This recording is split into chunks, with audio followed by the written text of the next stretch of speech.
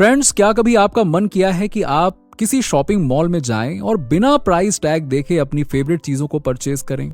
या फिर कभी आपके मन में ऐसा आया है कि बैग उठाओ और सीधे गोवा के लिए निकल जाओ बिना कुछ सोचे समझे? क्या आपके मन में ऐसा आया है? तो फिर वो कौन सी चीज है जो आपको आपके ड्रीम पूरा करने से रोक रही है? मैं बताऊं, अगर मैं गलत नहीं हूं तो वो चीज है मनी, मनी और सिर्फ मनी। क्योंकि अगर आपके पास मनी है तो आप टाइम ना होने के बावजूद भी टाइम निकाल लेंगे, पर मनी ना होना एक बहुत बड़ी प्रॉब्लम है। इसका मतलब यह है कि आप पैसे कमाते नहीं हैं। ऑब्वियसली हर महीने आपको आपकी सैलरी मिलती है, पर कार की ईएमआई, घर का होम लोन, घर खर्च, इलेक्ट्रिसिटी बिल जैसे कई खर्चे हैं। ऊपर से अगर आपकी मैरिज हो चुकी है तो आपके बच्चे हैं, तो उन्हें शॉपिंग करवाना, डिनर या लंच पर लेकर जाने में पैसा तो लगता है ना। और इतने खर्चे के बाद किसी ट्रिप पर जाना, मतलब ये तो सपने जैसा है। ऐसा इसलिए है क्योंकि आप एक मिडिल क्लास आदमी हैं। आप किसी टाटा या बिरला के घर में पैदा नहीं हुए हैं जहां एक इशारे पर आपको सब कुछ मिल जाए। तो आप करें तो करें क्या, क्योंकि आप पैदा हुए हैं एक मिडिल क्लास फैमिली में। आप उसे चेंज तो नहीं कर सकते हैं। ऐसे में आपके पास दो ऑप्शन है। पहला ऑप्शन है जिसे 99% मिडिल क्लास लोग फॉलो करते हैं। वो पैसा ना होने के बाद भी अपनी लाइफ ऐसे जीते हैं जैसे जिंदगी ना मिलेगी दोबारा।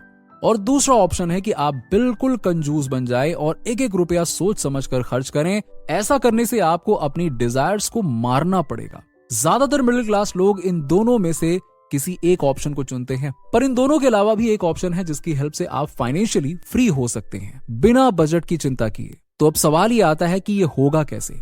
ये होगा कुछ प्रिंसिपल्स की हेल्प से। देखिए, ऐसा नहीं है कि ये प्रिंसिपल्स कोई जादू है और आपने मंत्र बोला और मैजिक हो गया और आप रातों रात रिच बन गए, पैसा ही पैसा आ गया। देखिए, ऐसा नहीं होने वाला है। ये एक स्टेप बाय स्टेप फॉलो किए जाने वाला रोड मैप है, जिसे फॉलो करने के लिए आपको बहुत ज्यादा एफर्ट्स लगाना होगा और इस तरह से हार्ड वर्क करना पड़ेगा कि हार्ड वर्क करना आपकी हैबिट बन जाए।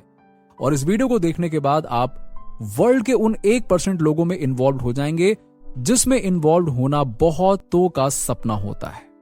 डोंट वरी गाइस, इस वीडियो में जो प्रिंसिपल्स मैं आपको बताने वाला हूं वो कोई ऐसे वैसे प्रिंसिपल्स नहीं है, बल्कि ये प्रिंसिपल्स तो ऑथर डेव रैमसी की book the total money makeover से लिया गया है। ऑथर कहते हैं कि फाइनेंशियल फ्रीडम सिर्फ 20% आपके नॉलेज पर बेस्ड होता है, जबकि 80% आपके बिहेवियर पर बेस्ड होता है। जिसका मतलब है कि आप रिच बनेंगे या नहीं सिर्फ आपके ऊपर डिपेंड करता है। इसीलिए ये सोचना छोड़ो कि आप पुअर हैं, आपकी किस्मत खराब है, आप ज्यादा पैसा अर्न नहीं कर सकते। इसकी जगह आप वीडियो को बिना स्किप किए हुए पूरा देखिए पहले, और इसमें डेव रैमसी की बुक से जो भी प्रिंसिपल्स बताए गए हैं उसे फॉलो करके इंप्लीमेंट करने की कोशिश कीजिए, क्योंकि ऐसा करने से ही आप फाइनेंशियली फ्री हो सकेंगे। चलिए सीधा हम उन प्रिंसिपल्स की बात करते हैं। So let's start. Rule number 1, stop pretending. Author Dave Ramsey कहते हैं कि वर्ल्ड में मैक्सिमम लोग खुद को झूठ के बबल में रखते हैं। उनकी हेल्थ अच्छी नहीं होती है, उनकी फाइनेंशियल कंडीशन अच्छी नहीं होती है। वो दिखावा करते हैं कि अरे सब मस्त है, सब बढ़िया है, कोई दिक्कत नहीं है, जैसे कि सब कुछ ठीक वाकई में हो। अब इस झूठ को सच बनाने के चक्कर में वो लाइफ टाइम स्ट्रगल करते रहते हैं और आखिर में मर जाते हैं। कैसे? चलिए मैं आपको समझाता हूं। मान लीजिए कि अगर आप एक मेढक को उबलते हुए पानी में डालेंगे तो मेढक तुरंत जंप करके पानी से बाहर आ जाएगा, लेकिन वहीं आप उस मेढक को नॉर्मल पानी में डालेंगे तो मेढक पानी में तैरेगा। अब अगर आप उस पानी को गर्म भी कर दें तब भी वो मेढक पानी से बाहर नहीं आएगा, क्योंकि उसे यही लगेगा कि वो उस पानी में रह सकता है। इसीलिए पेन होने के बाद भी वो जंप करके बाहर नहीं आएगा और पानी में उबलकर मर जाएगा। लोगों की भी यही प्रॉब्लम है। उन्हें लगता है कि उनकी लाइफ ठीक है, वो फिट हैं, हेल्दी हैं, लेकिन वो ये नहीं सोचते कि हर दिन वो अनहेल्दी खाना खाते हैं, एक्सरसाइज नहीं करते हैं, उससे उनकी हेल्थ दिन ब दिन खराब होती जाती है। ठीक ऐसे ही लोग अपने फाइनेंस के साथ भी करते हैं। वो बेफिक्र होकर अपने पैसे खर्च करते हैं बिना ये सोचे कि उनकी इनकम से उनके खर्चे पूरे होंगे या नहीं।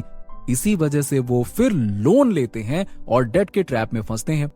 फिर जब एवरी मंथ उनके इनकम का बड़ा अमाउंट लोन की ईएमआई में जाता है तब उन्हें फील होता है कि उनके फाइनेंस में कोई तो कोई गड़बड़ है, लेकिन वो अपनी मिस्टेक्स नहीं मानते और बस प्रिटेंड करते रहते हैं कि सब बढ़िया है। फ्रेंड्स, लोग चाहते हैं कि बिना डाइट किए, बिना जिम जाए एक रात में वो अपना वेट लॉस कर लें। यार ये तो आप भी समझते हो इम्पॉसिबल है। ये सेम चीज वो अपने फाइनेंस के बारे में सोचते हैं। वो चाहते हैं कि जल्द से जल्द रातों रात यूं चुटकियां बजाते हुए वो रिच बन जाएं, पर हर चीज के पीछे टाइम और मेहनत देना पड़ता है। इसीलिए ये सोचने की जगह है कि आपकी लाइफ बहुत इजी चल रही है, आपको एक पेन पेपर लेना चाहिए और उसके एक साइड में अपनी सारी इनकम लिखनी चाहिए एंड दूसरी साइड में अपने एक्सपेंसेस लिखना चाहिए। साथ ही आपको देखना है कि आप अपने इनकम से कितने पैसे सेव कर रहे हैं और कितने पैसे इन्वेस्ट कर रहे हैं। जब आप ऐसा करेंगे तो आपको अपने फाइनेंस की रियलिटी चेक मिल जाएगा और आपको पता लगेगा कि आप कितने पानी में हैं। फिर आपको प्रिटेंड करना बंद कर देना है कि सब ठीक है। आपको अपने करंट सिचुएशन को एक्सेप्ट करना चाहिए। Rule number 2, save for rainy days. हर इंसान की आदत होती है कि हम हमेशा पॉजिटिव चीजें सोचते हैं और ये सोचते हैं कि हमारे साथ कुछ भी रॉन्ग हो ही नहीं सकता है। टाइम्स ऑफ इंडिया की रिपोर्ट्स कहती है कि 75% इंडियंस इमरजेंसी के लिए कभी पैसे सेव ही नहीं करते हैं। पर मर्फी लॉ कहता है कि if anything can go wrong will go wrong. मतलब अगर आपके साथ कुछ गलत हो सकता है तो गलत होगा। फॉर एग्जाम्पल, मान लो कि आपको आपके ग्रैंड पेरेंट्स की जमीन बेचने से 5 से 6 लाख रुपए मिले, जिसे पाकर आप एकदम से हैप्पी हो गए और फिर सोचने लगे कि इस पैसे को मैं इन्वेस्ट कर दूंगा और आराम से बैठकर पैसे अर्न करूंगा। लेकिन अगले ही दिन जब आप अपने घर से ऑफिस जाते हो तो आपकी कार का एक्सीडेंट हो जाता है और आपको बहुत चोट लग जाती है। तो अब क्योंकि आपके पास इस इमरजेंसी के लिए तो कुछ था ही नहीं, इसीलिए आप जमीन वाले पैसे को अपने ट्रीटमेंट में खर्च कर देते हैं, जिससे कि पैसों से पैसे कमाने की जगह आप अपना और लॉस कर लेते हैं एंड लोन के जाल में फंस जाते हैं।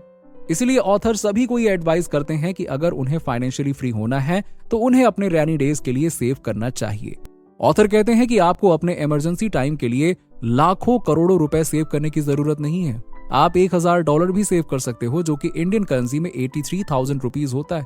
अब आप में से कुछ जीनियस लोग कहेंगे कि इन पैसों को एफडी या फिर किसी ठीक ठाक रिटर्न देने वाले स्कीम में इन्वेस्ट कर दूंगा, तो अच्छी चीज है ना, वहां से कुछ पैसे आ जाएंगे। पर ऑथर कहते हैं कि आपको अपने इमरजेंसी फंड को कैश के फॉर्म में रखना चाहिए, क्योंकि अगर आप ऐसे किसी जगह अपने पैसे रख दोगे तो जरूरत के टाइम पे पैसे विड्रॉल करने में आपको परेशानी हो सकती है।